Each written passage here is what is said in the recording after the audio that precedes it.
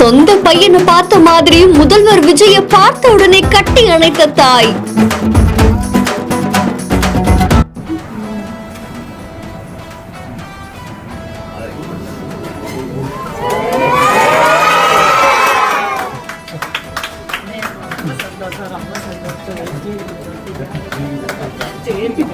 ஜெகதீஷன் அவர்களுடைய புதிய வீட்டுக்கு விஜய் அவர்கள் வருகை தந்திருக்காங்க.